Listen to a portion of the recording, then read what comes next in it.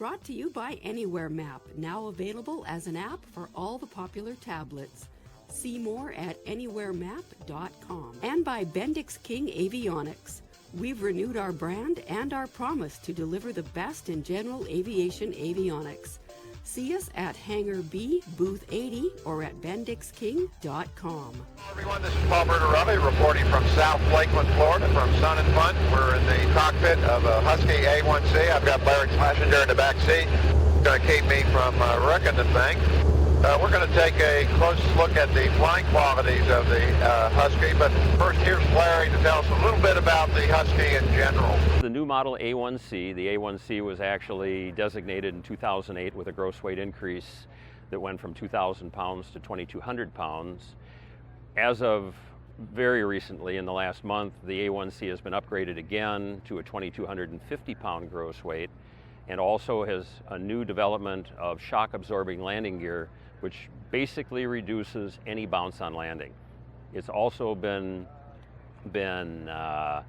developed so that the bungee system can use a lighter spring tension, a lighter bungee, and it's much softer on landing as well as no bounce. The airplane itself is the top of the utility category aircraft. Its function is all the way from short airfields in the mountains to paved runways. Its cruise speed is relatively fast in comparison to other aircraft of its type. It has a full Fowler flap. It has a new counterbalanced aileron, which came with the 2005 wing change in the A1B. It has a very highly useful load.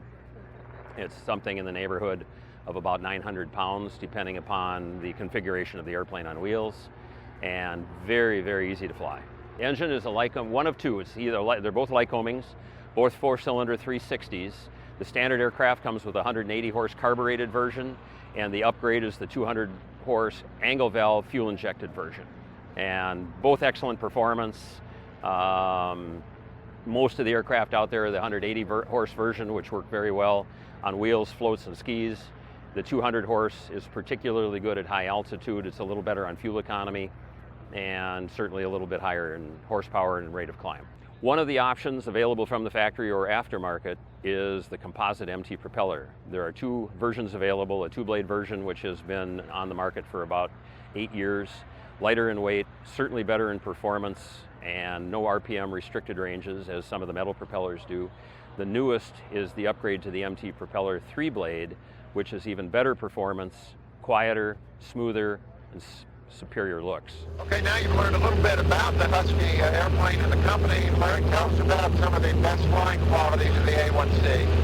Well, the A1C, of course, is noted for its slow flying and stable platform. It's the finest utility aircraft that I have ever flown as far as backcountry operation. One of the other advantages of the Husky compared to some of the other aircraft that are available is not only is it a very slow flying and stable aircraft, it's also relatively fast. The average cruise speed on this is probably something in the neighborhood of 125 to 130 miles an hour, almost 140 miles an hour maximum cruise. Efficient fuel burn, very responsive, very forgiving, very stable. Now, you're an aerobatic pilot, and I've noticed that this airplane has a surprisingly high roll rate. That's correct. That's mostly due. I mean, the original Huskies were an excellent platform and an excellent handling airplane. The new design wing that came in 2005 that has a 2/3 flap and then a 1/3 deep chord counterbalanced aileron has helped significantly to make this not aerobatic, but it certainly feels like an aerobatic airplane. It's so forgiving and so safe. We've seen numerous incidents as well of airplanes that have been involved in accidents. The occupants are totally protected. It's one of the strongest airframes out there, and just gives the pilot a feeling of confidence every time he gets in it.